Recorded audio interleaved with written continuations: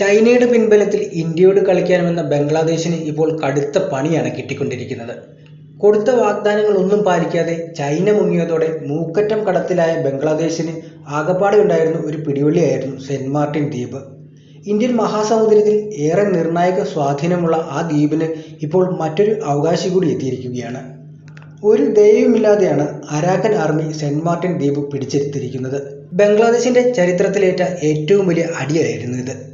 Arakan army ഇത്ര ശക്തരാണോ എന്ന ചോദ്യവും ഇതോടെ ഉയരുന്നുണ്ട്. അതിനൊരു കാരണവുമുണ്ട്. അളമുട്ടിയാൽ ചേരയും കടിക്കും എന്ന് പറയുന്നത് പോലെ ബുദ്ധസന്യാസിമാർ ഉള്ളയിടത്തെല്ലാം കൊടിയ പീഡനങ്ങൾ ഏൽക്കേണ്ടി വന്ന വിഭാഗമാണ് അവർ. അതിലേറ്റവും കൂടുതൽ സഹിക്കേണ്ടി വന്നത് മ്യാൻമാറിൽ നിന്നാണ്. മറ്റു വഴികളൊന്നും കാണാതായതുകൊണ്ടാണ് ബുദ്ധസന്യാസിമാർ സ്വയം പ്രതിരോധത്തിനായി അരാക്കൻ സംഘം രൂപീകരിക്കുന്നത്. എന്നാൽ ബുദ്ധസന്യാസിമാരെ പോലെ ക്ഷമിച്ചും സഹിച്ചും നിൽക്കാൻ അവർ തയ്യാറല്ല എന്നുള്ളതിന് തെളിവാണ് പിൽക്കാലത്ത് അരാക്കൻ ആർമിയായി മാറിയ അവരുടെ പുതിയ നീക്കം. ബംഗ്ലാദേശ് അതിർത്തിയിലെ മ്യാൻമാറിന്റെ 271 കിലോമീറ്റർ വരുന്ന പ്രദേശം പിടിച്ചെടുത്ത ശേഷമാണ് അരാക്കൻ ആർമി ബംഗ്ലാദേശിന്റെ തന്ത്രപ്രധാനമായ സെന്റ് മാർട്ടിൻ ദ്വീപ് പിടിച്ചെടുത്തിരിക്കുന്നത്. ഏറ്റുമുട്ടലിൽ ഭയന്ന് ഇവിടെ നിന്ന് ബംഗ്ലാദേശ് സേന ഓടിപ്പോയെന്നാണ് വാർത്തകൾ. ഏകദേശം 40,000-ഓളം അംഗങ്ങളുള്ള അരാക്കൻ ആർമിയിലെ 2,000 സൈനികർ സെന്റ് മാർട്ടിൻ ദ്വീപ് തമ്പടിച്ചിരിക്കുന്നതിനാൽ ബംഗ്ലാദേശ് സേനയ്ക്ക് അങ്ങോട്ട് അടുക്കാൻ പോലും സാധിക്കുന്നില്ല. നേരത്തെ ഇവർ ബംഗ്ലാദേശ് അതിർത്തിയിലെ പട്ടണമായ മൗണ്ടോ മ്യാൻമാർ പട്ടാളമായ ടാറ്റ്മോഡോയിൽ നിന്ന് പിടിച്ചെടുത്തിരുന്നു. അരാക്കൻ ആർമിയുടെ അടുത്ത ലക്ഷ്യം ബംഗ്ലാദേശിന്റെ ചിറ്റാഗോങ് നഗരമാണെന്നാണ് സൂചന. മതപീഡനം നേരിടുന്ന ബുദ്ധരെയും ഹിന്ദുക്കളെയും രക്ഷിക്കാൻ വരുന്ന സൈന്യമായാണ് ഇവരെ ഒരു വിഭാഗം വിലയിരുത്തുന്നത്. എന്നാൽ റോഹിംഗ്യൻ മുസ്ലിങ്ങളെയൊക്കെ കൊന്നൊടുക്കിയ ഒരു ടെററിസ്റ്റ് ഗ്രൂപ്പായിട്ടാണ് ബംഗ്ലാദേശും മ്യാൻമാറും ഇവരെ ചിത്രീകരിച്ചിരിക്കുന്നത്. പക്ഷേ അരാക്കൻ സേനയ്ക്ക് പിന്നിൽ ഇന്ത്യയാണെന്നുള്ള ആരോപണങ്ങളും ഉയരുന്നുണ്ട്. എന്നാൽ ഇന്ത്യ ഇത് ശക്തമായി നിഷേധിക്കുകയും ചെയ്തിട്ടുണ്ട്. ഇനി ആരാണ് അരാക്കൻ സംഘം എന്നതിലേക്ക് കൂടി വരാം. പണ്ട് ബർമ എന്ന് അറിയപ്പെട്ടിരുന്ന മ്യാൻമാറിലെ റാഖൈൻ സംസ്ഥാനത്ത് താമസിക്കുന്ന ഏകദേശം 2 ദശലക്ഷം ആളുകൾ അടങ്ങുന്ന ഒരു ഗോത്രമാണ് അരക്കനീസ് വിഭാഗമെന്നും ഇവരിൽ ചിലർ രൂപീകരിച്ചതാണ് അരാക്കൻ ആർമിയെന്നുമാണ് റിപ്പോർട്ട്. റാഖൈനിലെ അരാക്കനീസ് ജനതയുടെ സുരക്ഷ ഉറപ്പുവരുത്താനായി മേഖലയുടെ പൂർണ്ണമായ ഉത്തരവാദിത്വം ഏറ്റെടുക്കുക എന്നതാണ് ഗ്രൂപ്പിന്റെ പ്രധാന ലക്ഷ്യം. റാഖൈനിലെ തേരവാദ ബുദ്ധമതക്കാരാണ് ഈ സംഘടനയിലുള്ളത്. Sri Lanka, Cambodia, Thailand, Laos, Myanmar എന്നിവിടങ്ങളിലാണ് തേരവാദ ബുദ്ധമതം ശക്തമായി നിലനിൽക്കുന്നത്. ഇതിനെ ദക്ഷിണ ബുദ്ധമതം എന്നും വിളിക്കാറുണ്ട്. പേരിന്റെ അർത്ഥം മുതിർന്നവരുടെ സിദ്ധാന്തം എന്നു തന്നെയാണ്.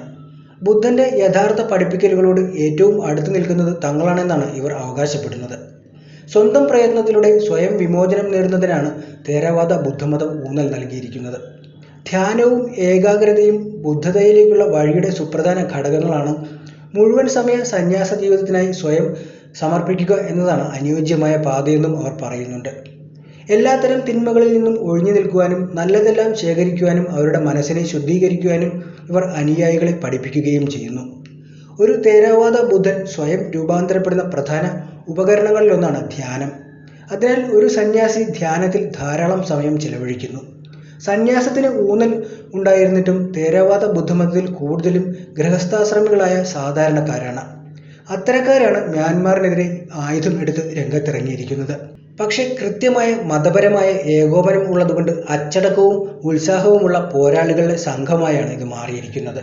ഏതാണ്ട് 40,000-ഓളം അംഗങ്ങളാണ് അരാക്കൻ സേനയുടെ അംഗസംഖ്യ. മ്യാൻമാറും ചൈനയും തമ്മിൽ അതിർത്തിയിലെ വിമതസേനകളുമായി ബന്ധമുണ്ടായിരുന്നവരാണ് AI-ക്ക് നേതൃത്വം നൽകുന്നവരിൽ പലരും. അതേ ബന്ധം തന്നെയാണ് അവർക്ക് ആധുനിക ആയുധങ്ങൾ ലഭ്യമാക്കാൻ സഹായിച്ചിട്ടുള്ളത്. ഗറില്ല യുദ്ധതന്ത്രത്തിലും സമർത്ഥരാണ് അരാക്കീസ് ഭടന്മാർ. ഭൂപ്രകൃതി നന്നായി ഉപയോഗപ്പെടുത്തുന്നതിനാൽ അവരെ കീഴ്പ്പെടുത്തുന്നത് സൈന്യത്തിന് അത്ര എളുപ്പമായെന്ന് വരില്ല. മ്യാൻമാർ പട്ടാളത്തിന്റെ വ്യോമാക്രമണങ്ങളെയും മെച്ചപ്പെട്ട ആയുധ സജ്ജീകരണങ്ങളുടെയും കടുത്ത പ്രഹരശേഷിയുള്ള പീരങ്കികളുടെയും മറികടന്നാണ് മാങ്ഡോ പട്ടണം അവർ പിടിച്ചെടുത്തത്. ഇപ്പോൾ തന്നെ റാഖൈൻ പ്രവിശ്യയിലെ ഭൂരിഭാഗം പ്രദേശങ്ങളും അവരുടെ അധീനതയിലായി കഴിഞ്ഞു. അത് ഒരു പ്രത്യേക രാജ്യം പോലെ ഭരിക്കുകയുമാണ് അവർ. 2021 ജനകീയ സർക്കാരിനെ അട്ടിമറിച്ച് സൈന്യം അധികാരം പിടിച്ചെടുത്തതിനെ തുടർന്ന് നടന്ന ശക്തമായ ജനകീയ പ്രക്ഷോഭങ്ങൾ അവരുടെ വളർച്ചയ്ക്ക് കരുത്തു പകർന്നിട്ടുണ്ട്. തിരഞ്ഞെടുക്കപ്പെട്ട പുതിയ പാർലമെന്റ് ചാർജ് എടുക്കുന്നതിന് തൊട്ടുമുമ്പായിരുന്നു തിരഞ്ഞെടുപ്പിൽ വ്യാപകമായ അഴിമതിയും ക്രമക്കേടും ആരോപിച്ചുള്ള പട്ടാള അട്ടിമറിയുണ്ടായത്. തിരഞ്ഞെടുപ്പിൽ വൻ ഭൂരിപക്ഷം നേടിയ ഓങ് സാൻ സൂചിയുടെ നേതൃത്വത്തിലുള്ള നാഷണൽ ലീഗ് ഫോർ ഡെമോക്രസി നേതാക്കളെയൊക്കെ ജയിലിലാക്കുകയും ചെയ്തു. തുടർന്ന് രാജ്യത്ത് പ്രതിഷേധങ്ങൾ ഉണ്ടായതും എല്ലാവരും കണ്ടതാണ്. വ്യത്യസ്ത വംശീയ രാഷ്ട്രീയ പശ്ചാത്തലത്തിലുള്ളവർ ഒരുമിച്ച് തെരുവിലിറങ്ങിയതും വാർത്തയായിരുന്നു. സൈനിക സർക്കാർ പ്രതിഷേധങ്ങളെ ക്രൂരമായി അടിച്ചമർത്തുകയും ചെയ്തിട്ടുണ്ട്.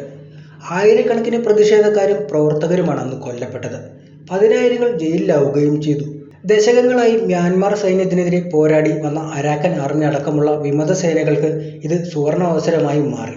അവ ജനാധിപത്യം പുനഃസ്ഥാപിക്കാൻ സമരം ചെയ്യുന്ന സംഘടനകളുമായി കൈകോർക്കുകയും ചെയ്തിട്ടുണ്ട്.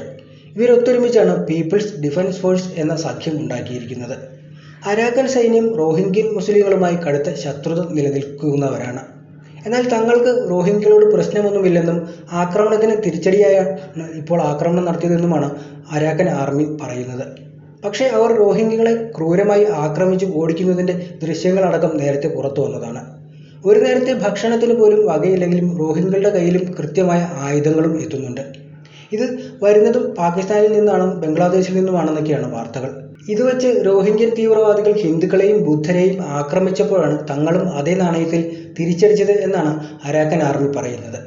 പട്ടാളത്തിന്റെ നേതൃത്വത്തിലുള്ള കൂട്ടക്കൊലകളെയും അക്രമത്തെയും തുടർന്ന് 2017 റാഖൈനിൽ നിന്നും ബംഗ്ലാദേശിലേക്ക് ജീവനം കൊണ്ടോടിയത് 6 ലക്ഷത്തോളം റോഹിംഗ്യകളാണെന്നാണ് പറയുന്നത്. റാഖൈൻ സംസ്ഥാനത്ത് ഇനിയും 7 ലക്ഷത്തോളം പേർ അവശേഷിക്കുന്നുമുണ്ട്. തങ്ങൾ റോഹിംഗ്യകൾക്ക് എതിരല്ലെന്നും നാട്ടിലെ എല്ലാവർക്കും വേണ്ടിയാണ് പോരാടുന്നതെന്നുമാണ് അരാക്കൻ ആർമി അവകാശപ്പെടുന്നത്. എന്നാൽ സംശയം പ്രകടിപ്പിക്കുന്ന ചിലരും രംഗത്ത് വന്നിട്ടുണ്ട്. ചില റിപ്പോർട്ടുകൾ പ്രകാരം പിടിച്ചെടുത്ത സ്ഥലങ്ങളിൽ നിന്ന് ആയിരക്കണക്കിന് റോഹിംഗ്യകളെ അരാക്കൻ ആർമി പുറത്താക്കിയിട്ടുണ്ടെന്നാണ് പറയുന്നത്. ചിലയിടങ്ങളിൽ അരാക്കൻ സേനയ്ക്കെതിരെ സൈനിക നീക്കം നടക്കുമ്പോൾ റോഹിംഗ്യകൾ മ്യാൻമാർ സേനയ്ക്കൊപ്പമാണ് നിന്നത്. റോഹിംഗ്യകളോട് തങ്ങളുടെ മനോഭാവം സൂചിപ്പിക്കുന്ന പ്രസ്താവനയാണ് കഴിഞ്ഞ ദിവസം അരാക്കൻ സേന പുറത്തുവിട്ടിരിക്കുന്നത്. മ്യാൻമാർ ബംഗ്ലാദേശ് അതിർത്തിയിൽ ജിഹാദി സംഘങ്ങൾ ഹിന്ദുക്കൾക്കും ബുദ്ധമതക്കാർക്കും എതിരെ ക്രൂരതകൾ അഴിച്ചുവിടുന്നതായി സേന ആരോപിക്കുന്നുണ്ട്. അതിർത്തിയിലെ റോഹിംഗ്യൻ സംഘടനകൾ നിരവധിയായ കൊലപാതകങ്ങൾക്കും ബലാത്സംഗങ്ങൾക്കും തട്ടിക്കൊണ്ടുപോകലുകൾക്കും കാരണക്കാരായെന്നും ഇവയിൽ ചിലതിന് ജമാഅത്തെ ഇസ്ലാമിയുമായും അൽ-ഖ്വയ്ദയുമായും ബന്ധമുണ്ടെന്നും മുസ്ലിങ്ങളെ ആക്രമിക്കാൻ മാങ്ഡോ പട്ടണത്തിലെ മുസ്ലിങ്ങളെ ഇളക്കിവിടുന്നതായും അവർ ആരോപിക്കുന്നുണ്ട്. ബംഗ്ലാദേശിലെ റോഹിംഗ്യൻ അഭയാർത്ഥി ക്യാമ്പുകളിൽ ഏകദേശം 11 തീവ്രവാദ ഗ്രൂപ്പുകൾ പ്രവർത്തിക്കുന്നുണ്ടെന്നാണ് വാർത്തകൾ. അതിൽ Rohingyan Solidarity Organisation, Arakan Rohingya Salvation Army, Arakan Rohingya Army എന്നിവയുമുണ്ടെന്നും പറയുന്നുണ്ട്. അവരുടെ അതിക്രമങ്ങൾ കാരണം 100 കണക്കിന് ആളുകൾ കൊല്ലപ്പെട്ടു കഴിഞ്ഞതായും വാർത്തകൾ വന്നിട്ടുണ്ട്. കൊലപാതകങ്ങൾ, ബലാത്സംഗങ്ങൾ, തട്ടിക്കൊണ്ടുപോകലുകൾ, മറ്റു തരത്തിലുള്ള പീഡനങ്ങൾ ഇവ ബുദ്ധമതക്കാർക്കും ഹിന്ദുക്കൾക്കുമെതിരെ നടക്കുന്നുവെന്നാണ് അരാക്കൻ സൈന്യത്തിന്റെ വാദം. അൽ-ഖ്വയ്ദയുമായും ജമാഅത്തെ ഇസ്ലാമിയുമായും റോഹിംഗ്യ സോളിഡാരിറ്റി ഓർഗനൈസേഷൻ എന്ന സംഘടനയ്ക്ക് പങ്കാളിത്തമുണ്ടെന്നാണ് അവർ ആരോപിക്കുന്നത്. ഗ്ലോബൽ അരാക്കൻ നെറ്റ്വർക്കിന്റെ റിപ്പോർട്ട് പറയുന്നതനുസരിച്ച് ഇസ്ലാമിസ്റ്റുകൾ മാങ്ഡോയിലെ മുസ്ലിം ജനസംഖ്യയെ മനുഷ്യകവചമായി ഉപയോഗിക്കുന്നുവെന്നാണ് പറയുന്നത്. ബുദ്ധരും ഹിന്ദുക്കളും ഉൾപ്പെടുന്ന അമുസ്ലിം ജനസംഖ്യയുമായി പോരാടാൻ അവരെ പ്രേരിപ്പിക്കുകയും ചെയ്യുന്നുവെന്നും റിപ്പോർട്ടിലുണ്ട്.